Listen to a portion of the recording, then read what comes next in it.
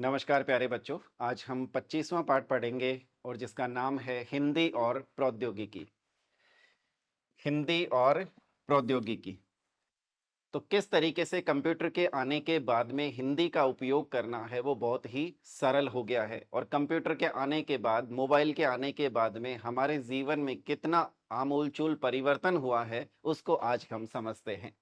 तो प्यारे बच्चों, कंप्यूटर पर काम करना हुआ आसान, यानी कंप्यूटर पर काम करना अब बहुत ही आसान हो गया है। किस तरीके से, देखिए, कंप्यूटर आधुनिक युग में बहुत ही महत्वपूर्ण साधन बन चुका है। यानी कंप्यूटर जो है आधुनिक युग में बहुत ही महत्वपूर्ण साधन बन चुका है। हर कार्य कंप्यूटर से किया जा सकता है।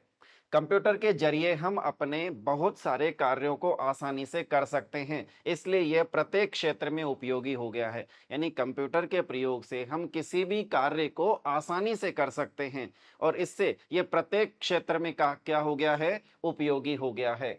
शिक्षार्थियों, कंप्यूटर या मोबाइल का उपयोग जिसमें सबसे ज्यादा होता है वह है वर्ड प्रोसेसिंग, जो सरकारी और निजी क्षेत्र सभी जगहों पर प्रयोग में लाया जाता है। यानी जो वर्ड प्रोसेसिंग है, इसके जरिए सभी सरकारी और निजी क्षेत्रों में इसका प्रयोग है वो किया जाता है। वर्ड प्रोसेसर क्या है?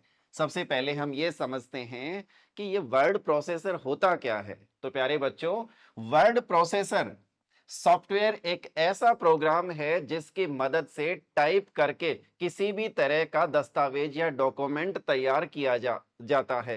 यानी वर्ड प्रोसेसर एक सॉफ्टवेयर है जिससे हम टाइप करके किसी भी तरीके का डॉक्यूमेंट है वो तैयार कर सकते हैं, और जिसे प्रिंट भी किया जा सकता है। आइए वर्ड प्रोसेसर सॉफ्टवेयर के बारे में और अधिक जानते हैं। वर्ड प्रोसेसर की प्रमुख विशेषताएं, अब क्या क्या विशेषताएं हैं देखो। सबसे पहले है संपादन। संपादन को अंग्रेजी में कहते हैं एडिटिंग। वर्ड प्रोसेसर की मदद से डॉक्यूमेंट को संपादित करना आसान होता है। टाइप किए हुए टेक्स्ट में आसानी से किसी भी प्रकार का परिवर्तन करना आसान होता है। जो कोई भी मैटर टाइप किया जाता है, कोई भी डॉक्यूमेंट है वो तैयार किया जाता है, तो उसका मैटर, उसमें किसी भी प्रकार की कोई गलती होती है तो उसको आसानी से सुधारा जा सकता है। उसका फ़ॉन्ट चेंज किया जा सकता है, उसको एक नए स्वरूप में है वो तैयार किया जा सकता है। तो सबसे पहली जो विशेषता है वो है संपादन, यानी एडिटिंग।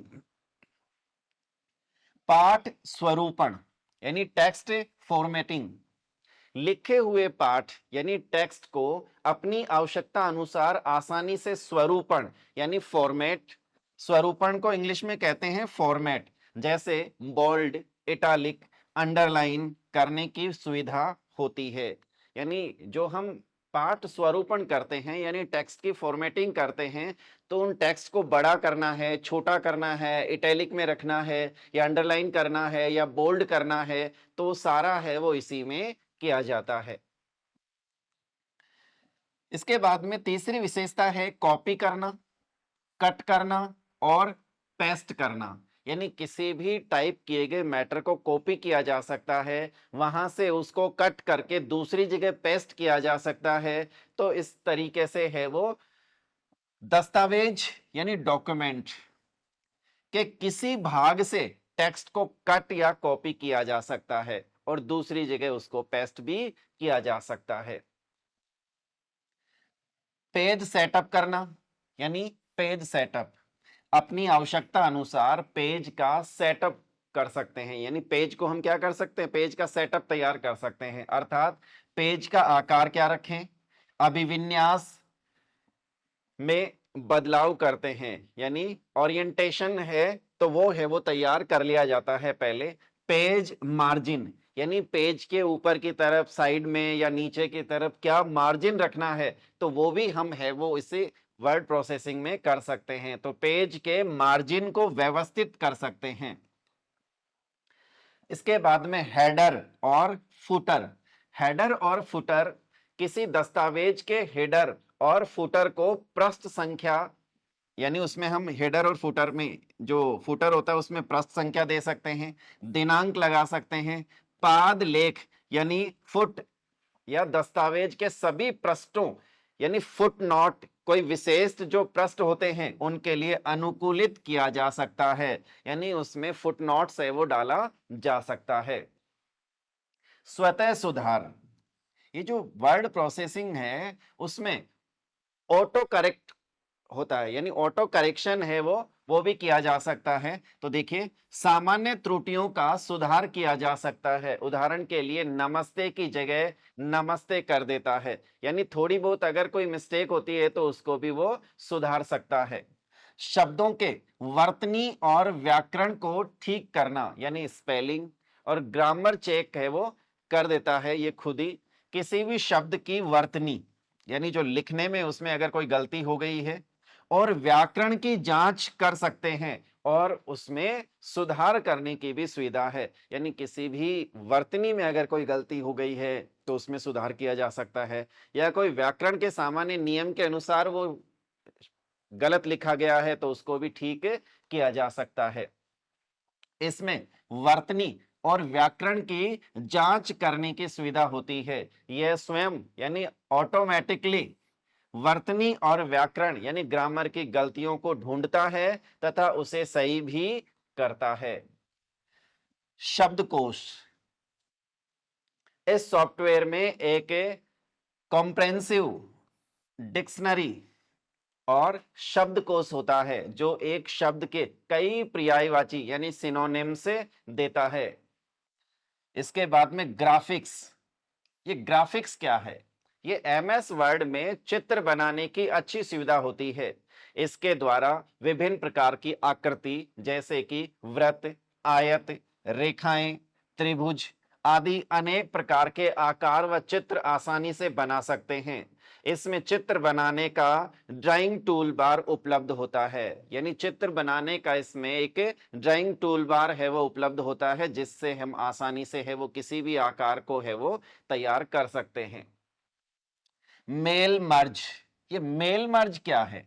मेल मर्ज का उपयोग कर एक लेटर को आसानी से कई नाम से बनाया जा सकता है। जो एक लेटर होता है उसको आसानी से हम कई नाम से बनाया जा सकता है, यानी उसको बना सकते हैं, तो उसको मेल मर्ज कहते हैं।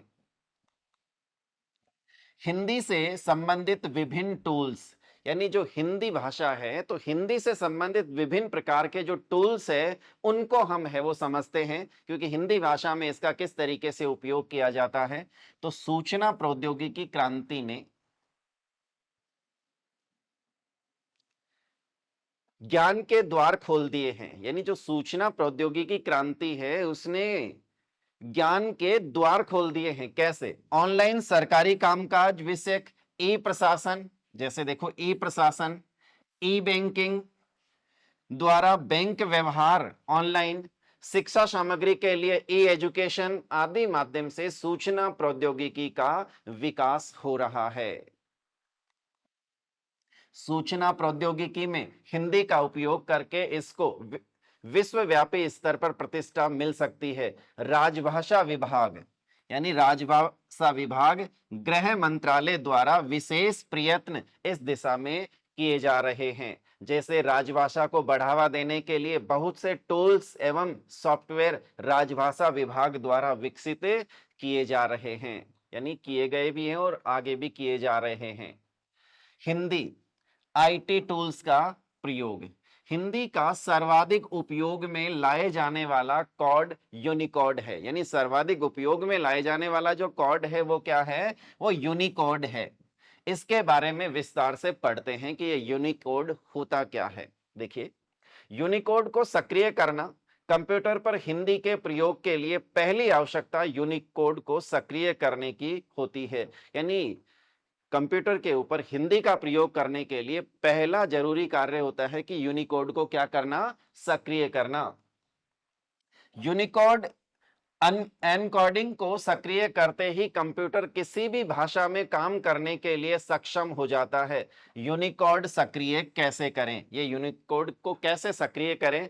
तो इसकी अगर हम बात करें तो ये देखिए, कुंजी पटल यानी कीबोर्ड के विकल्प, जो कुंजी पटल है यानी हमारा जो कंप्यूटर का कीबोर्ड है उसको, उसमें क्या करना है? यूनिकोड को सक्रिय करने के बाद अपनी आवश्यकता के अनुसार कीबोर्ड के विकल्प का चयन करते हैं। जब यूनिकोड को सक्रिय कर देते हैं तो उसके बाद में ये जो कीबोर्ड है, कीबोर्ड के विकल्प का चयन कर उसे इंस्टॉल करना होता है। मुख्यतः 3 विकल्प है, यानी जब हम यूनिकोड को सक्रिय करते हैं तो उसके बाद में कीबोर्ड का भी चयन करना पड़ता है और कीबोर्ड का चयन करके उसको इंस्टॉल करना पड़ता है। तो वो कौन कौन से कीबोर्ड होते हैं उसकी भी हम बात करें तो देखो, एक तो होता है रेमिंगटन कीबोर्ड, दूसरा इंस्क्रिप्ट कीबोर्ड और तीसरा फोनेटिक कीबोर्ड। ये तीनों कीबोर्ड अलग अलग तरीके के होते हैं, तो इसकी हम है वो एक एक की बात करते हैं। सबसे पहले बात करते हैं रेमिंगटन कीबोर्ड की। हिंदी टाइपिंग के लिए सबसे पहला जो कीबोर्ड विकसित किया गया वह रेमिंगटन कीबोर्ड ही था। चूंकि इसे रेमिंगटन द्वारा, यानी ये जो रेमिंगटन नाम का व्यक्ति था, इसके द्वारा विकसित किया गया था, इसलिए इसका नाम ही रेमिंगटन कीबोर्ड रखा गया। तो ये जो रेमिंगटन कीबोर्ड, इसका नाम रखा गया किसके आधार पर? रेमिंगटन नाम के व्यक्ति के द्वारा तैयार किया गया, इसलिए इसका नाम ही रेमिंगटन कीबोर्ड रख दिया। अगर आज आप देखें तो इसकी वर्ण व्यवस्था बहुत जटिल दिखेगी, यानी इसकी जो वर्ण व्यवस्था है हिंदी भाषा की, जो कंप्यूटर पे है वो स्थापित की गई है, वो बहुत ही जटिल दिखेगी। परंतु कीबोर्ड विकसित करने के समय हिंदी के इतने वर्ण को कीबोर्ड पर लाना महत्वपूर्ण था। रेमिंगटन कीबोर्ड के आधार पर ही नॉन यूनिकोड फॉन्ट, यानी कृति देव, देवल्स, कुंडली फॉन्ट विकसित किए गए, जिनके द्वारा अंग्रेजी कीबोर्ड में ही हिंदी रेमिंगटन का टाइपिंग इंटरफेस मिल गया और टाइपराइटर पर टाइपिंग सीखने और टाइपिंग करने वाले टाइपिस्ट को बिना किसी समस्या के कंप्यूटर पर टाइपिंग का माध्यम मिल गया। यानी उन्हीं में है वो जो कीबोर्ड है, कीबोर्ड के ऊपर जो भी उसके जो कीज है, उनके ऊपर है वो इन फॉन्ट को स्थापित कर दिया गया, तो इससे है वो हिंदी की टाइपिंग करने वालों के लिए काफी है वो आसान हो गया। अब इसके बाद में है वो हम बात करते हैं इनस्क्रिप्ट कीबोर्ड। ये जो इनस्क्रिप्ट कीबोर्ड है ये क्या है? ये मानक कीबोर्ड है। ये क्या है? ये एक मानक कीबोर्ड है तथा सभी ऑपरेटिंग सिस्टम जैसे विंडोज, लिनक्स, बॉस, मैकबुक आदि में पहले से ही उपलब्ध है। इसे भारतीय भाषाओं के लिए यूनिवर्सल कीबोर्ड भी कहा जा सकता है, यानी जो भारतीय भाषाएं हैं उनके लिए इस कीबोर्ड को यूनिवर्सल कीबोर्ड कहा जा सकता है। इनस्क्रिप्ट कीबोर्ड पर किसी एक भारतीय भाषा की टाइपिंग सीख लेने के बाद किसी भी भारतीय भाषा की टाइपिंग की जा सकती है। अगर एक भारतीय भाषा की टाइपिंग अगर सीख ली तो किसी भी भारतीय भाषा की टाइपिंग की जा सकती है। टाइपिंग की जा सकती है क्योंकि सभी भारतीय भाषाओं के लिए इनस्क्रिप्ट कीबोर्ड एक समान है। भाषा इंडिया पर इंडिक स्क्रिप्ट ट्यूटर नाम से एक सॉफ्टवेयर उपलब्ध है, यानी जो भाषा इंडिया है, भाषा इंडिया पर इंडिक स्क्रिप्ट ट्यूटर नाम से एक सॉफ्टवेयर उपलब्ध है, जिसके सहायता से इनस्क्रिप्ट कीबोर्ड लेआउट सीखा जा सकता है कि उस कीबोर्ड का लेआउट है वो किस तरीके का होता है, तो उसको हम आसानी से सीख सकते हैं। हिंदी स्क्रिप्ट टाइपिंग सीखने के लिए TDIL की एक साइट से निःशुल्क Hindi InScript typing tutor download किया जा सकता है। हिंदी फॉन्ट्स में केवल यूनिकोड समर्थित फॉन्ट का ही प्रयोग अधिकृत है। इससे फाइलों के लेन देन में समस्या नहीं होती है। माइक्रोसॉफ्ट तथा एप्पल OS वाले सिस्टम में पहले से ही यूनिकोड मंगल सहित कई देवनागरी यूनिकोड फॉन्ट उपलब्ध रहते हैं। अतिरिक्त यूनिकोड समर्थित फॉन्ट जैसे ILDC से डाउनलोड किया जा सकते हैं। कंप्यूटर पर हिंदी के प्रयोग के लिए अनेक अन्य टूल्स भी उपलब्ध है, यानी कंप्यूटर के ऊपर हिंदी की जो टाइपिंग है, हिंदी को टाइप कैसे करें या हिंदी के प्रयोग के लिए है, अनेक अन्य टूल्स भी इन पे है वो उपलब्ध हैं। इसके बाद में हम बात करते हैं फोनेटिक कीबोर्ड। ये फोनेटिक कीबोर्ड क्या होता है? ये भी कई बार हम देखते हैं ई मित्र वगैरह पे, तो ये फोनेटिक कीबोर्ड का है वो प्रयोग किया जाता है। ये काफी आसान भी होता है। केवल अंग्रेजी अथवा रोमन लिपि में टाइपिंग का ज्ञान होने पर भी हिंदी देवनागरी में टाइप करने के लिए फोनेटिक टूल्स का प्रयोग किया जा सकता है। इसके भी बहुत विकल्प है। अगर आपको हिंदी की टाइपिंग नहीं आती है, आपको केवल इंग्लिश की टाइपिंग आती है, यानी रोमन टाइपिंग है वो आपको आती है, तो उससे भी हिंदी में आप है वो आसानी से लिख सकते हैं। जैसे मान लीजिएगा कि आपने है वो जयपुर लिखना है, तो जयपुर को आपने है वो कैसे लिखा, आपने है वो रोमन में लिखा। इसके लिए है वो ये जो फोनेटिक कीबोर्ड है, इस तरीके से आपको है वो अलग से, यानी इसको जैसे ही आप स्पेस देंगे, स्पेस के साथ में इसमें जो भी ऊपर की तरफ है वो शब्द होता है वो आपके छप के आ जाएगा। वो अगर आपको नहीं लेना है तो उसको ऊपर नीचे करके भी आप सेट है वो कर सकते हैं। तो आप इंग्लिश में टाइप करेंगे तो जैसे स्पेस देंगे वो अपने आप है वो हिंदी में है वो, यानी जिस भी भाषा में आपको कन्वर्ट, हम हिंदी की बात कर रहे हैं तो हिंदी में वो है वो कन्वर्ट हो जाएगा। तो देखिए ये फोनेटिक कीबोर्ड जो है माइक्रोसॉफ्ट का टूल यानी Indic language input tool download कर सकते हैं। ये जो टूल फोनेटिक कीबोर्ड है इसको कहां से डाउनलोड करना है, हमें माइक्रोसॉफ्ट का ये टूल है Indic language input tools download कर सकते हैं। इसके लिए आपके कंप्यूटर में एक तो क्या होना चाहिए, नेट फ्रेमवर्क अर्थात डॉट नेट फिक्स 2.2 2.0 और 3.5 इंस्टॉल होना जरूरी है। अब बात करते हैं हिंदी टाइपिंग के लिए मोबाइल ऐप्स और संभावित सेटिंग्स की। यानी हिंदी का हम कंप्यूटर में तो प्रयोग करते ही हैं, कंप्यूटर के साथ साथ में हम मोबाइल में यानी हिंदी टाइपिंग के लिए मोबाइल ऐप्स और संभावित सेटिंग्स क्या क्या होती है उसकी भी हम बात करते हैं। तो आइए जानते हैं कौन से मोबाइल ऐप्स हैं जिनसे हम आसानी से हिंदी में काम कर सकते हैं और सेटिंग्स के जरिए हिंदी कीबोर्ड का फीचर को कैसे ऑन कर सकते हैं जिससे हम आसानी से हिंदी में टाइपिंग है वो कर सकते हैं, तो उसकी भी हम बात करते हैं। हिंदी टंकण यानी टाइपिंग, टंकण को अंग्रेजी में क्या कहते हैं, टाइपिंग कहते हैं, और टाइपिंग को हिंदी में कहते हैं टंकण। तो हम बात कर रहे हैं हिंदी टंकण की।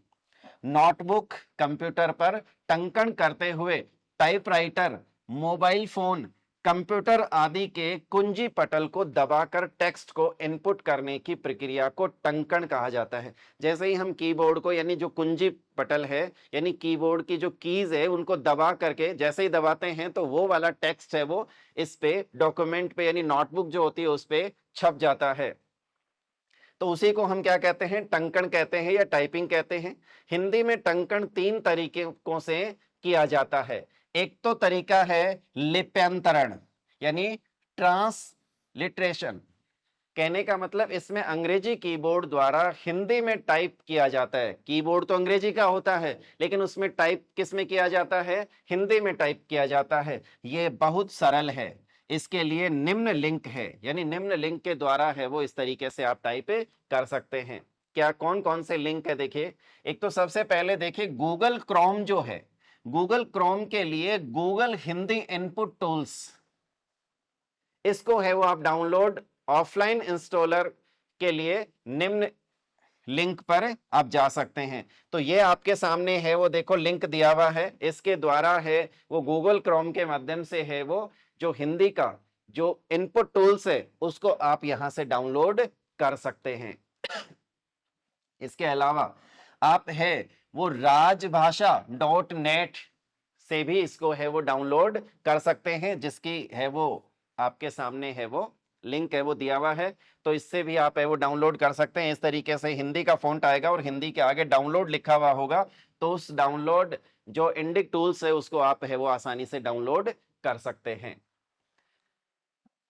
Microsoft Indic language input tools, Microsoft के इस टूल को डाउनलोड करने हेतु इस लिंक पर आपको जाना है। ये लिंक है जो दिया हुआ है, इस लिंक के माध्यम से इसको आप डाउनलोड कर सकते हैं।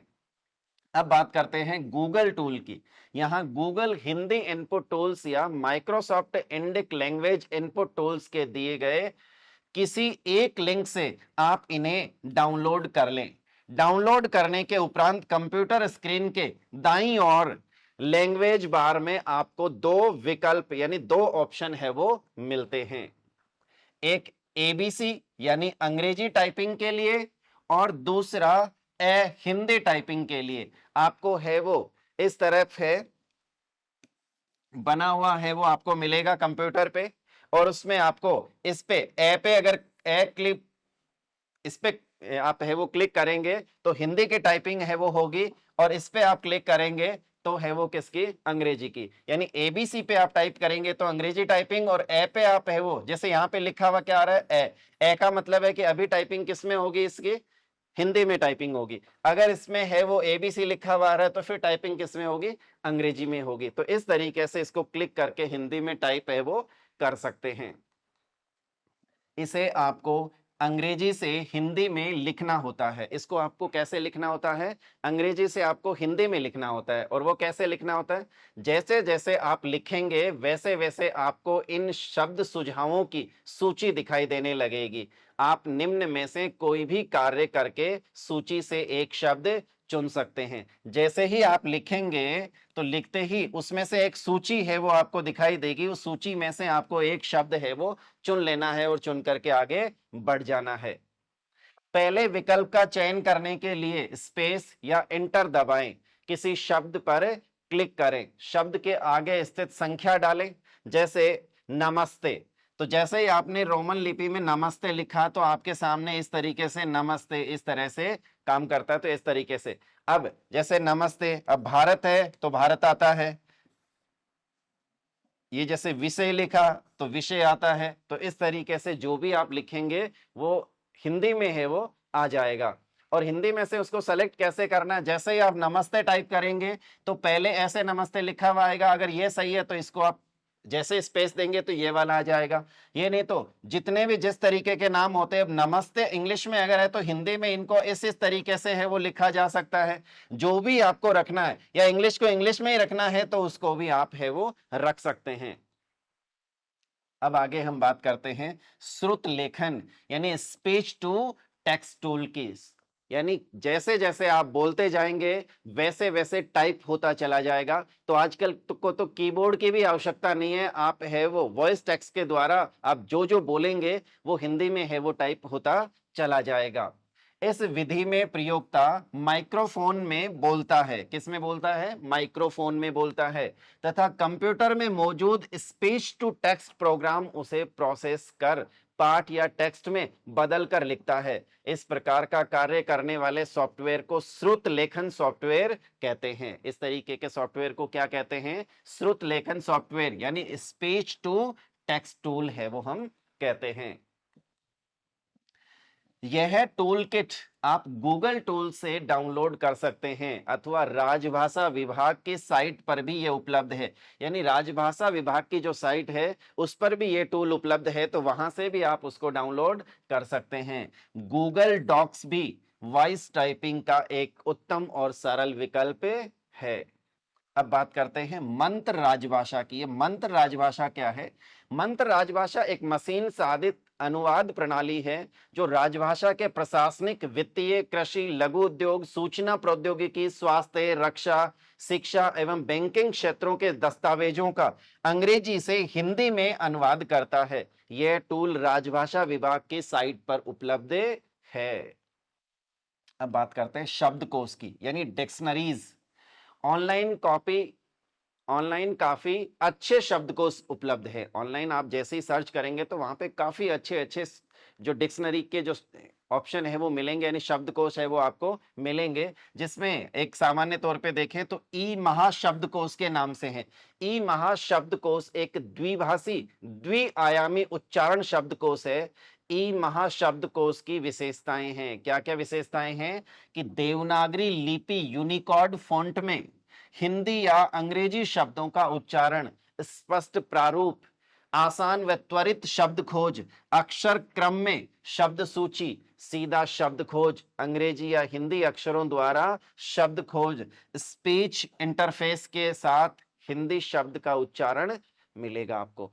आप इंग्लिश में टाइप करेंगे तो इंग्लिश के माध्यम से वो खोज करके आपके सामने शब्द रख देगा, या हिंदी में अगर आप खोजना चाहते हैं तो हिंदी में आपको कौन से, यानी जो फॉन्ट है यूनिकोड उसी के अंदर है वो आपको खोज करके उस शब्द को है वो दे देगा। यह टूल राजभाषा विभाग की साइट पर उपलब्ध है। ये भी टूल आपको राजभाषा की जो साइट है उस पे आपको मिल जाएगा। प्रयोग के लिए लिंक पर जाएं। इस टूल्स के प्रयोग में से राजभाषा को समझने व इसमें कार्य करने में आसानी होगी। तो इस साइट पे है वो, आप जाकर के है वो इसको देख सकते हैं, ई महाशब्दकोश को। प्रशासनिक भाषा, ये जो है प्रशासनिक भाषा, ये भी आपको है वो rajbhasha.gov.in, उसके बाद में हिंदी, और हिंदी वोकेबलरी के नाम से आप देखेंगे तो वहां पे मिलेगा आपको। या फिर दूसरा www.vishwahindi.com पे भी आपको मिल जाएगा। या फिर एक लीला ऐप है। ये जो लीला ऐप क्या है, इसकी फुल फॉर्म क्या है, तो अगर हम बात करें तो लीला का जो फुल फॉर्म है, learning Indian language with artificial intelligence, इसी की है वो, यानी लीला जो है इसी का शॉर्ट फॉर्म है लीला। देखो, लीला ऐप से विभिन्न भाषाओं के माध्यम से हिंदी सीखने में सुविधा और सरलता होगी तथा हिंदी भाषा को समझना, सीखना तथा कार्य करना संभव हो सकेगा। लीला ऐप को अन्य ऐप की भांति आप गूगल प्ले स्टोर से अपने मोबाइल में इंस्टॉल कर सकते हैं। यानी जो लीला ऐप है उसको आप अन्य ऐप की भांति ही गूगल जो प्ले स्टोर है, गूगल प्ले स्टोर है, उससे आप अपने मोबाइल पे क्या कर सकते हैं, इंस्टॉल कर सकते हैं। देखो, गूगल स्टोर पे जाए, टाइप करें, क्या टाइप करना है, लीला राजभाषा, लीला राजभाषा आपको टाइप करना है। इसके बाद लीला राजभाषा खोलकर सेलेक्ट पैकेज, प्रबोध, प्रवीण या प्रज्ञा, इनमें से जो भी आप सेलेक्ट करना चाहते हैं वो करें। भाषा के माध्यम का चुनाव करें, यानी सिलेक्ट मीडियम लैंग्वेज, कौन सी भाषा, तो इसमें आप हिंदी का चयन कर सकते हैं। तो लर्न हिंदी लैंग्वेज, क्योंकि हम हिंदी लैंग्वेज है वो सीखना चाहते हैं तो हिंदी को है वो सिलेक्ट कर सकते हैं। दूसरा एक ऐप और है, बोलो ऐप। क्या नाम है इसका, बोलो ऐप। बोलो ऐप एक एंड्रॉयड ऐप है जिसे गूगल द्वारा पठन कौशल यानी रीडिंग स्किल सुधारने के लिए विकसित किया गया है। यानी इस बोलो ऐप के माध्यम से रीडिंग स्किल को है वो सुधारा जा सकता है। जो हम पढ़ते हैं तो पढ़ने के कौशल को है वो, पठन कौशल को सुधारा जा सकता है। ये जो प्ले स्टोर है इसी पे आपको टाइप करना है बोलो गूगल, बोलो गूगल, और ऐप एंजॉय हिंदी लर्निंग। अब इसके बाद में हम बात करते हैं ध्वनि आधारित टाइपिंग की। वॉइस टाइपिंग कैसे, ध्वनि आधारित टाइपिंग बहुत सरल है। ध्वनि आधारित टाइपिंग जो है वो बहुत ही सरल है, क्योंकि आप बोलते जाएं वैसे वैसे है वो गूगल लिखता जाएगा, या जो जो भी आपका टूल है वो लिखता चला जाएगा। तो ये बहुत ही सरल है वो हो गया है।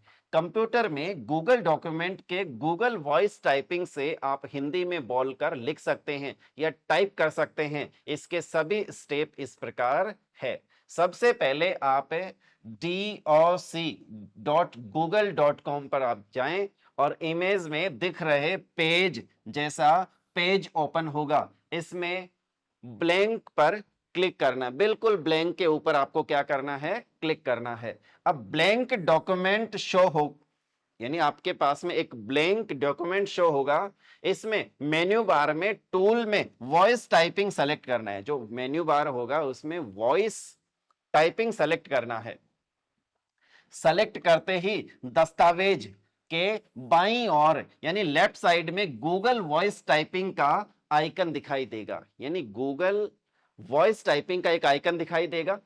इस गूगल वॉइस टाइपिंग का जो आइकन है उसमें भाषा चयन करनी है आपको। जैसे आपने हिंदी भाषा को चयन किया है तो करने के लिए आपको हिंदी का चयन करना है, और हिंदी का चयन करने के बाद में गूगल वॉइस टाइपिंग से बोलकर लिखें। आप जैसे जैसे बोलेंगे वैसे वैसे दूसरी तरफ है वो लिखता चला जाएगा। वो मोबाइल में, इन मोबाइल यानी मोबाइल के अंदर क्या है, जैसे आपने कंप्यूटर पे है वो गूगल वॉइस टाइपिंग के द्वारा टाइप कर लिया, वैसे ही मोबाइल के अंदर भी आप टाइप कर सकते हैं। और वो कैसे, जीबोर्ड के द्वारा। ये जीबोर्ड क्या है, तो जीबोर्ड से मोबाइल में हिंदी टाइपिंग कैसे करें, ये गूगल के द्वारा बनाया गया मोबाइल कीबोर्ड है। गूगल के द्वारा बनाया गया ही एक मोबाइल पे कैसे आप है वो हिंदी में टाइपिंग करें, तो ये एक जी बोर्ड है, तो जिसको हम है वो देखते हैं। इसमें स्टेप फर्स्ट में आपको क्या करना है, सबसे पहले अपने मोबाइल के सेटिंग में जाना है, यानी जो मोबाइल है उसकी आपको सबसे पहले किस में जाना है,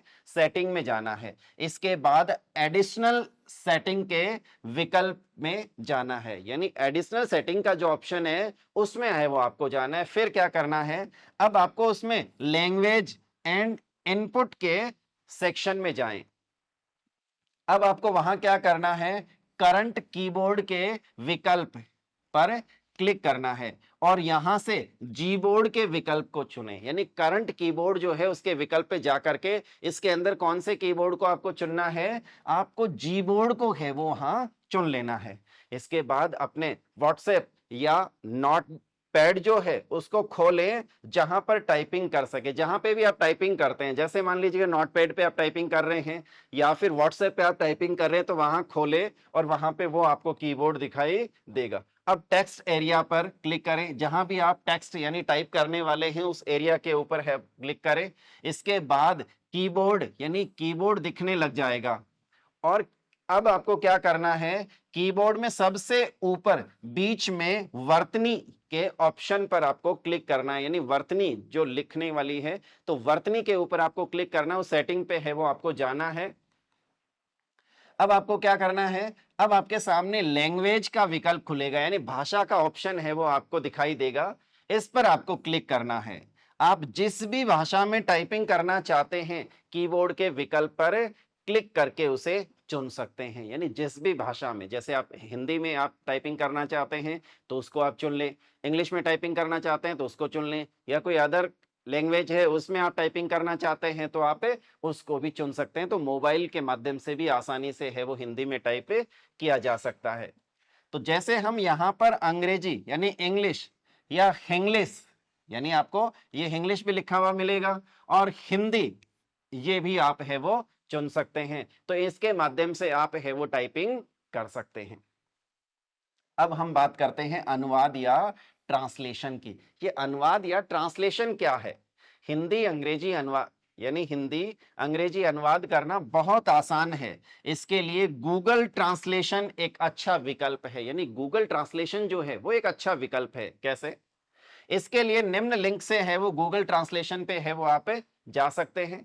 इसमें जिस भाषा का अनुवाद किया जाना है उसकी भाषा बाईं ओर सेलेक्ट करें तथा जिस भाषा में अनुवाद किया जाना है वह दाईं ओर सेलेक्ट कर लीजिए। इसके बाद जिस भाषा का अनुवाद किया जाना है वह बाईं तरफ लिखिए, दाईं तरफ उसका अनुवाद अपने आप दिखाई देगा। गूगल अनुवाद यानी गूगल जो ट्रांसलेशन है उसमें पूरी की पूरी फाइल का भी अनुवाद हो सकता है। इसके लिए दस्तावेज में जाकर ब्राउज करने पर फाइल का अनुवाद अपने आप हो जाएगा। उसमें जैसे पूरी की पूरी फाइल को एक साथ में आप टाइप कर सकते हैं, उससे भी या कॉपी कर सकते हैं, तो उससे भी एक साथ में उस पूरी फाइल का भी ट्रांसलेशन हो जाएगा। गूगल अनुवाद यानी गूगल ट्रांसलेशन को आप गूगल ट्रांसलेशन ऐप के रूप में मोबाइल में भी उपयोग कर सकते हैं, यानी इसका प्रयोग है वो आप मोबाइल पे भी आसानी से कर सकते हैं। अब हम बात करते हैं कंप्यूटर में प्रयोग की जाने वाली आधुनिक तकनीक। कंप्यूटर के अंदर कौन कौन सी आधुनिक तकनीक का प्रयोग है वो किया जाता है, तो उसकी है वो हम बात करेंगे। देखो, आज मनुष्य का जीवन नई तकनीक से बहुत सरल और सुविधाजनक हो गया है। Mobile phone, TV, computer, internet और घर में उपयोग होने वाले उपकरण जैसे fridge, microwave.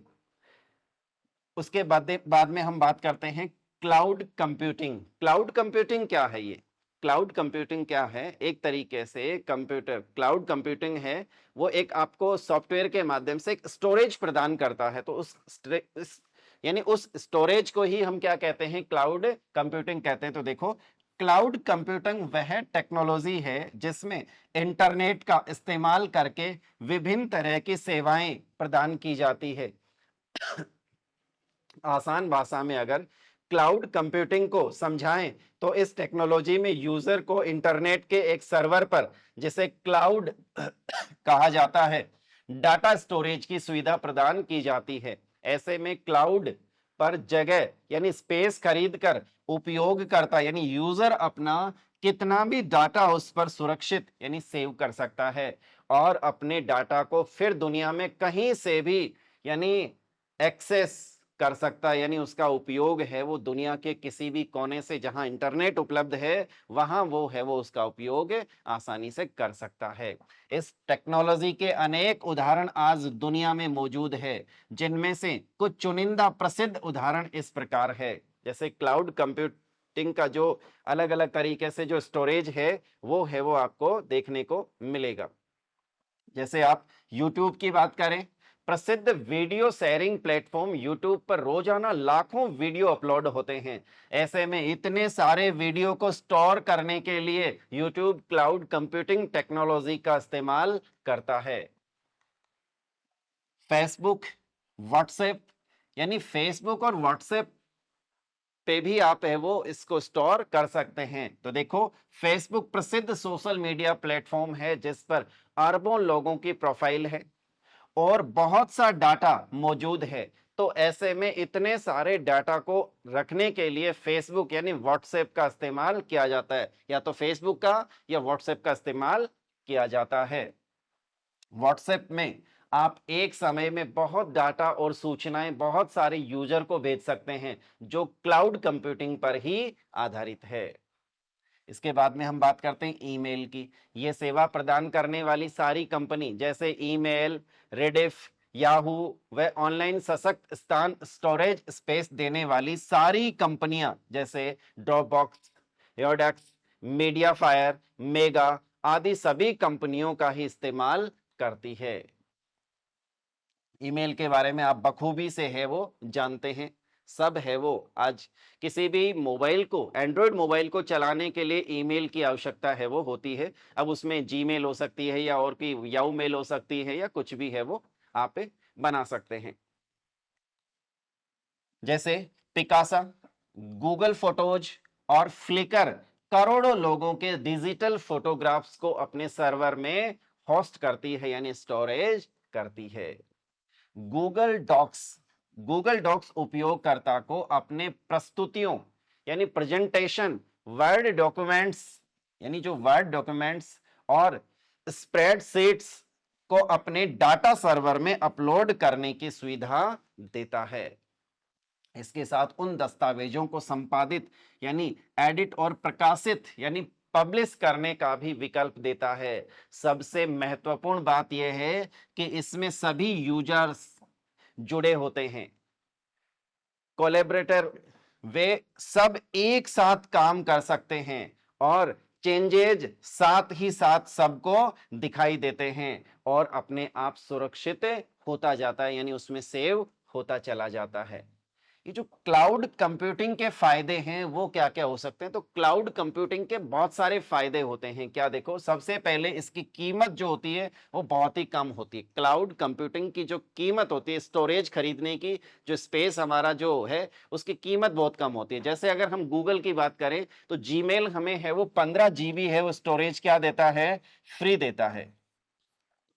Google 15 GB storage हमें फ्री देता है, उसमें किसी भी तरीके की फाइल्स है, फोटोज है, वीडियोज है वो आप स्टोर कर सकते हो।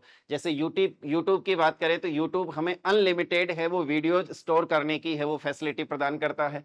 तो देखिए, ये कीमत में है वो बहुत ही सस्ता है। क्लाउड कंप्यूटिंग का प्रयोग करने से आपको अपने दूसरे उपकरण पर ज्यादा पैसा खर्च करने की जरूरत नहीं है। डाटा को सुरक्षा प्रदान करता है। ये जो क्लाउड कंप्यूटिंग है ये डाटा को, आपके जो डेटा है उसको सुरक्षा प्रदान करता है। कैसे?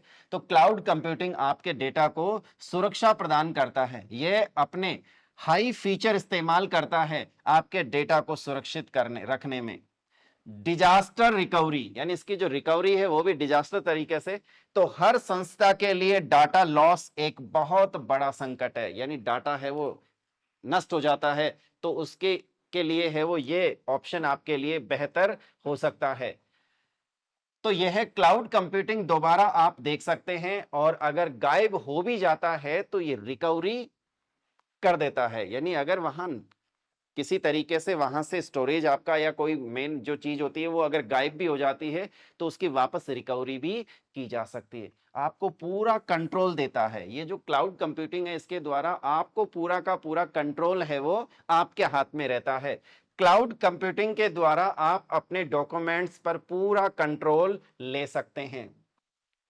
कभी कभी आपके डॉक्यूमेंट खराब हो जाते हैं तो इसके ऊपर आपका पूरा कंट्रोल होता है। कभी भी आपको अगर सही करना हो तो आप आसानी से उन्हें सही कर सकते हैं।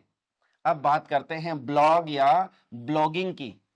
ये जो ब्लॉग है या ब्लॉगिंग किसे कहते हैं इसकी चर्चा है वो हम पहले ही कर चुके हैं, लेकिन और है वो इसकी विस्तार से चर्चा करते हैं कि ब्लॉगिंग क्या होता है। इंटरनेट के आने से पहले लोग डायरी लिखा करते, जब इंटरनेट का जमाना नहीं था उस समय लोग है वो क्या लिखा करते थे, डायरी लिखा करते थे, जिसमें वे अपने विचारों अनुभवों आदि को लिखते थे। लेकिन इंटरनेट के आ जाने के बाद लोग अपने विचारों अनुभवों ज्ञान आदि को इंटरनेट पर ब्लॉग के माध्यम से शेयर करने लगे, जिससे कि दुनिया भर के लोग उनके ब्लॉग को पढ़कर ज्ञान ले सकें। ब्लॉग एक ऐसी वेबसाइट होती है जिसमें ब्लॉग ओनर अपनी रुचि के विषय पर नियमित रूप से लेख या विचार लिखता है। ब्लॉग में बहुत प्रकार की सूचनाएं होती है जो इंटरनेट यूजर के लिए मददगार होती है। ब्लॉगर कौन होता है, ब्लॉगर किसे कहते हैं, ब्लॉगर कौन होता है, तो इसकी अगर हम बात करें, एक ब्लॉगर वह होता है जिसके पास खुद का एक ब्लॉग होता है और वह अपने ब्लॉग में नियमित रूप से पोस्ट भेजता है और अपने ब्लॉग का प्रबंधन करता है, यानी अपने ब्लॉग को क्या करता है, मैनेज करता है। ब्लॉग पोस्ट क्या होता है, एक ब्लॉगर अपने ब्लॉग में जो भी नई जानकारी साझा करता है उसे ही ब्लॉग पोस्ट के माध्यम से शेयर किया जाता है। अर्थात ब्लॉग पर मौजूद हर एक लेख को ही ब्लॉग पोस्ट कहा जाता है। ब्लॉगिंग किसे कहते हैं भाई, ब्लॉगिंग किसे कहते हैं, तो एक ब्लॉगर के द्वारा अपने ब्लॉग को मैनेज और अपडेट करने की प्रक्रिया को ब्लॉगिंग कहते हैं। ब्लॉग बनाने के लिए आपको एक प्लेटफॉर्म को चुनना होगा। ब्लॉगर और वर्डप्रेस में से आप किसी एक मुख्य प्लेटफॉर्म में ब्लॉगिंग कर सकते हैं। आज के समय में ब्लॉगिंग के बहुत सारे प्लेटफॉर्म उपलब्ध हैं। कुछ प्रमुख ऑनलाइन ब्लॉगिंग के प्लेटफॉर्म इस प्रकार है, यानी ब्लॉगिंग है वो आप उसके लिए अलग अलग प्लेटफॉर्म है जिस पे आप ब्लॉगिंग है वो कर सकते हैं। तो देखो कौन कौन से ब्लॉगर, एक तो सबसे पहला है blogger.com, wordpress.org, tumblr.com, joomla.org। इसके अलावा ब्लॉगिंग के अन्य बहुत सारे ऑफलाइन प्लेटफॉर्म भी है जिन पर आप अपना ब्लॉग बना सकते हैं, जैसे ब्लॉग डेस्क, यानी विंडोज या पवाना में ये सारी चीजें हैं वो आती है, तो इसमें भी आप देख सकते हैं। आर्टिफिशियल इंटेलिजेंस क्या है, ये जो आर्टिफिशियल इंटेलिजेंस क्या है जिसको आजकल है वो आप एआई के नाम से है वो काफी जानते हैं, एआई टूल्स होते हैं। तो ये आर्टिफिशियल इंटेलिजेंस क्या है इसकी अगर हम बात करें तो हमने तकनीकी प्रगति के एक विशाल लहर देखी है, तकनीकी प्रगति की एक हमने विशाल लहर देखी है कि किस तरीके से दिनों दिन ये जो टेक्नोलॉजी है वो बढ़ती जा रही है, जिसने हमारी दिन प्रतिदिन की गतिविधियों को सरल बना दिया। इन तकनीकी नवाचारों में आर्टिफिशियल इंटेलिजेंस एक मूलभूत तत्व है जो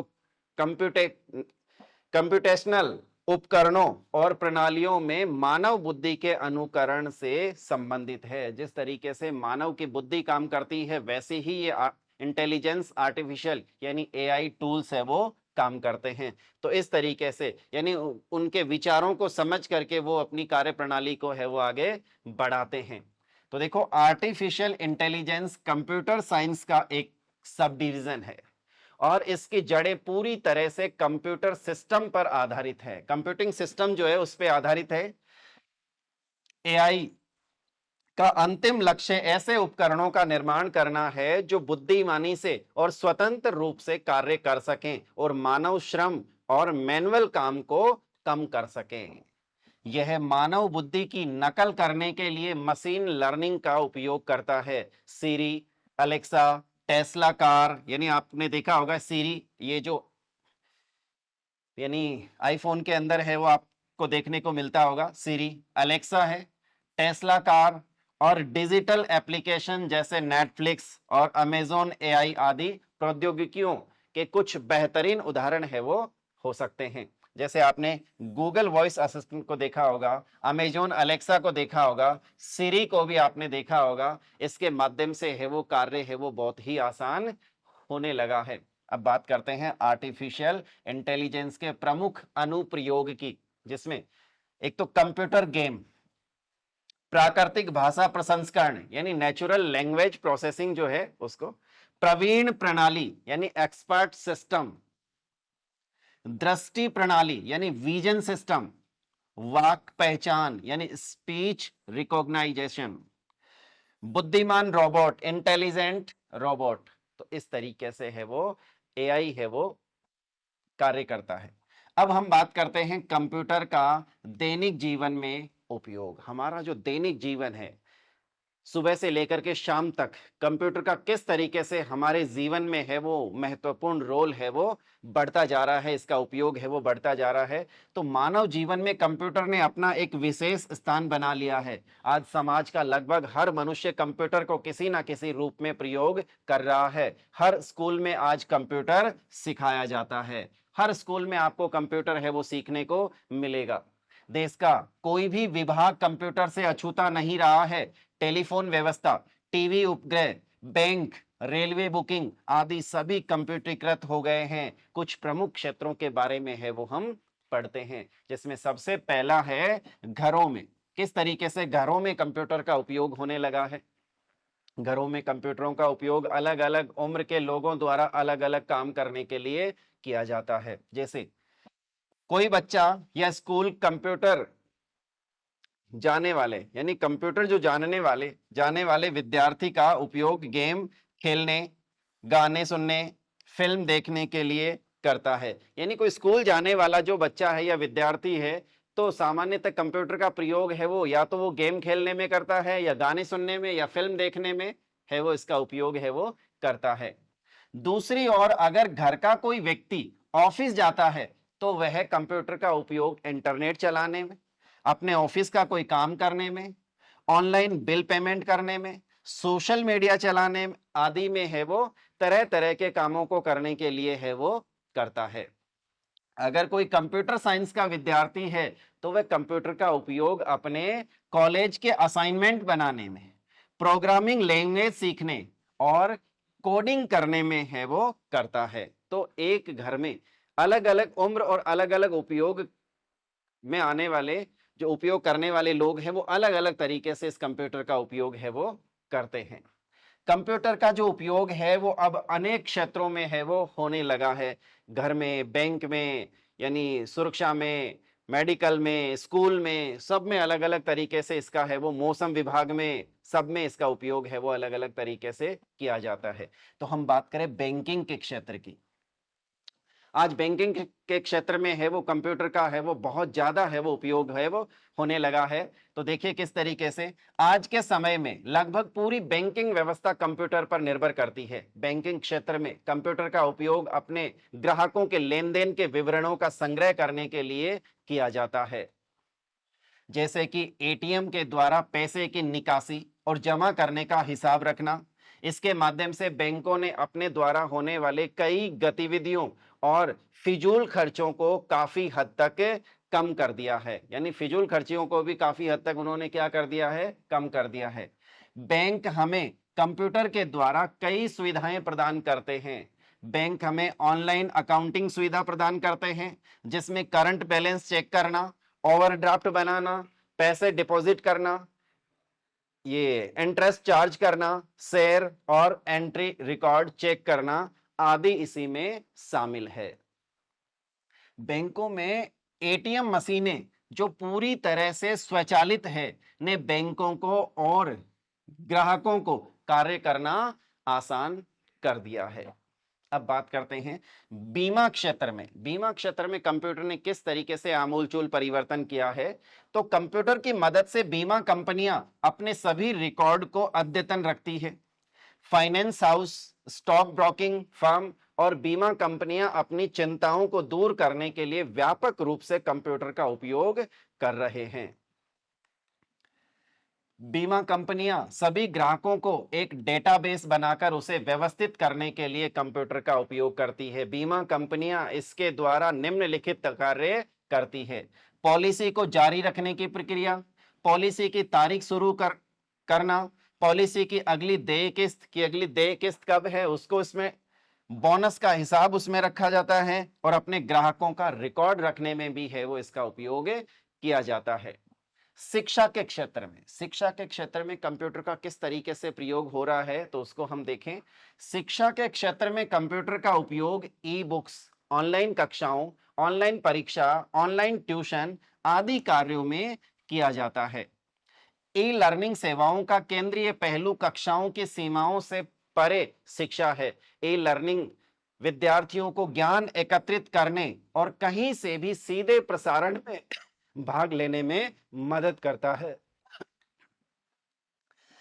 शिक्षक लाइव कक्षाएं संचालित करते हैं या पहले से रिकॉर्ड किए गए व्याख्यान दिखाते हैं। ई लर्निंग प्रबंधन प्रणाली में लाइव इंटरेक्टिव कक्षाएं अर्थात वर्चुअल कक्षाओं और ऑनलाइन सत्रों का गठन कर आयोजित की जाती है, जहां शिक्षक कक्षा में विद्यार्थियों की भागीदारी और उसके बाद के ऑनलाइन असाइनमेंट को ग्रेड देते हैं।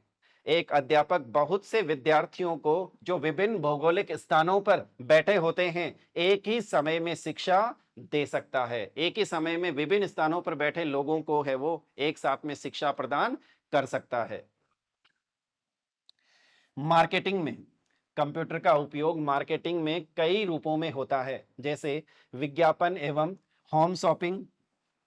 इसका कंप्यूटरीकृत कैटलॉग के उपयोग करने से घर से खरीदारी यानी होम शॉपिंग संभव हो पाई है, जो उत्पाद की जानकारी ग्राहकों एक तक आसानी से प्रदान करती है। स्वास्थ्य के क्षेत्र में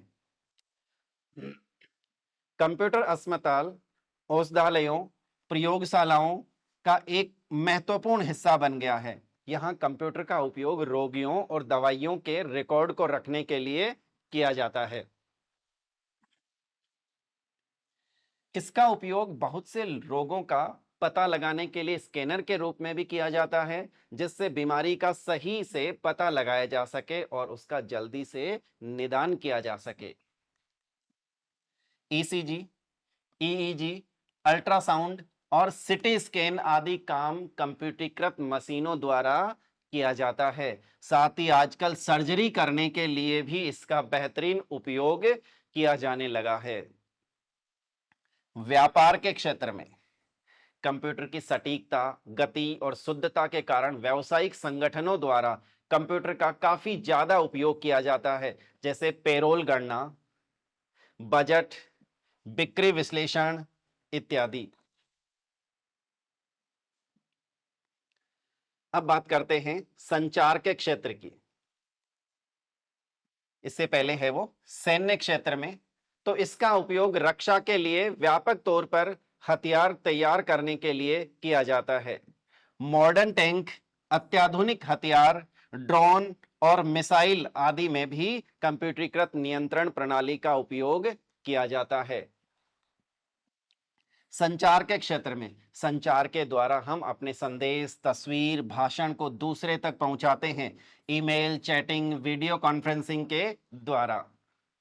सरकारी कामों में सरकार अपने बहुत से कामों के लिए कंप्यूटर पर निर्भर करती है। सरकारी कामों में कंप्यूटर के अनेक रूपों में उपयोग होते हैं, जैसे बजट तैयार करने में, कर विभाग में बिक्री कर का हिसाब रखने में, आयकर विभाग में मौसम की सटीक जानकारी में आदि।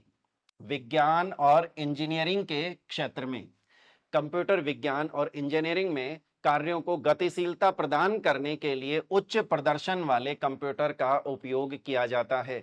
वैज्ञानिक भूकंप की बेहतर समझ रखने के लिए और डेटा का विश्लेषण करने के लिए कंप्यूटर का उपयोग करते हैं।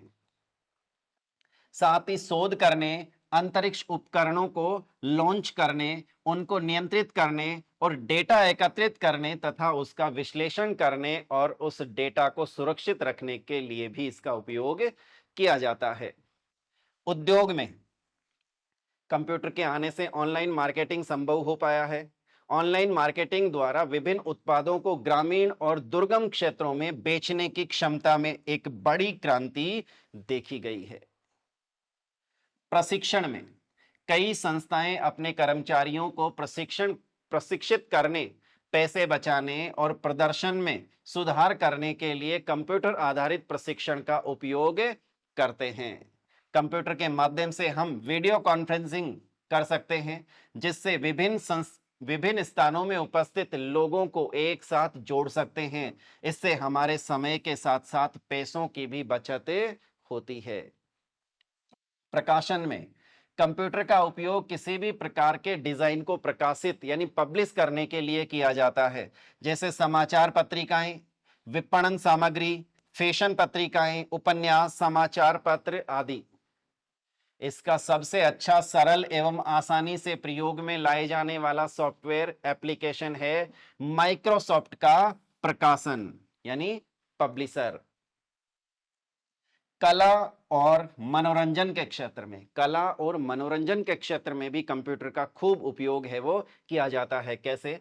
चित्र, ग्राफिक डिजाइन और पेंटिंग बनाने, तस्वीरों को एडिट करने, कॉपी करने, भेजने और प्रिंट करने के लिए भी कंप्यूटर का उपयोग किया जाता है। इनका उपयोग वीडियो को कैप्चर करने, संपादित करने और देखने के लिए किया जाता है। इनका उपयोग लोगों द्वारा गेम खेलने के लिए किया जाता है। बैंकिंग व वित्त क्षेत्र में, बैंकिंग में, वित्त में भी इसका प्रयोग है वो कार्य को बहुत ही आसान है वो बना देता है। तो आजकल लोग अपने खाते की शेष राशि की जांच करने, पैसे ट्रांसफर करने या क्रेडिट कार्ड से भुगतान करने के लिए कंप्यूटर का उपयोग करने लगे हैं। नेविगेशन में, नेविगेशन तेजी से कंप्यूटरीकृत हो गया है, खासकर जब से कंप्यूटर टेक्नोलॉजी को जीपीएस तकनीक के साथ जोड़ा गया है। घर से काम करना, कंप्यूटर ने घर से काम करना और दूर दराज के क्षेत्रों में काम करना आसान कर दिया है। कर्मचारी कार्यालय में आए बिना आवश्यक डेटा और जानकारियां साझा कर सकते हैं। मैनेजर दूर से कर्मचारियों की उत्पादकता की निगरानी आसानी से कर सकते हैं। सोशल मीडिया में, सोशल मीडिया में किस तरीके से कंप्यूटर का प्रयोग हुआ है, इससे आप बखूबी है वो समझते हैं। सोशल मीडिया लोगों को लंबी दूरी के बावजूद वास्तविक समय में टेक्स्ट या ऑडियो के रूप में चैट करने में सक्षम बनाता है। साथ ही तस्वीरों, वीडियो और मीम्स का आदान प्रदान भी करता है। ब्लॉग लोगों को कई तरह के विचार, अपडेट और अनुभव पोस्ट करने में सक्षम बनाता है। ऑनलाइन फॉर्म विशेषज्ञ या सामान्य विषयों पर लोगों के बीच चर्चा को संभव करते हैं। सुरक्षा और निगरानी में, सुरक्षा और निगरानी में किस तरीके से कंप्यूटर का प्रयोग है वो हो रहा है, तो इसकी अगर हम बात करें तो देखो, लोगों और वस्तुओं की निगरानी के लिए कंप्यूटर को अन्य तकनीकों के साथ जोड़ा जा रहा है। बायोमेट्रिक पासपोर्ट के साथ संयुक्त कंप्यूटर लोगों को धोखाधड़ी से किसी देश में प्रवेश करने या यात्री हवाई जहाज तक पहुंच प्राप्त करने के लिए कठिन बनाते हैं। मौसम की भविष्यवाणी में, मौसम की निगरानी करने के लिए उपग्रह का उपयोग किया जाता है, जिनसे प्राप्त डाटा भविष्य में मौसम की जानकारी देने में सहायक होता है। कंप्यूटर से मौसम संबंधी जानकारी भी प्राप्त की जाती है, यानी कंप्यूटर के माध्यम से मौसम संबंधी जानकारी भी प्राप्त की जा सकती है। रोबोटिंग में हम बात करते हैं, रोबोटिंग में, तो रोबोटिंग टेक्नोलॉजी का अपना एक विस्तृत क्षेत्र है। रोबोटों को उन क्षेत्रों का पता लगाने के लिए विकसित किया गया है जहां स्थितियां मनुष्यों के लिए बहुत कठिन है, यानी उन स्थितियों का पता लगाने के लिए रोबोटिंग का इस्तेमाल है, उस टेक्नोलॉजी का को है वो अपनाया जा रहा है जहां पे मनुष्य की पहुंच है वो बहुत कठिन है। तो इस तरीके से आज के समय में कंप्यूटर का प्रयोग किस क्षेत्र में नहीं हो रहा है, इसके बारे में हम सामान्य तौर पे आसानी से जानते हैं। आज कंप्यूटर के माध्यम से सारे काम एक सरलता की ओर है वो बढ़ रहे हैं। किसी भी चीज के जितने फायदे होते हैं, कुछ नुकसान भी होते हैं, तो इनका सावधानी पूर्वक है वो प्रयोग करना होता है। तो प्यारे बच्चों, नमस्कार, धन्यवाद।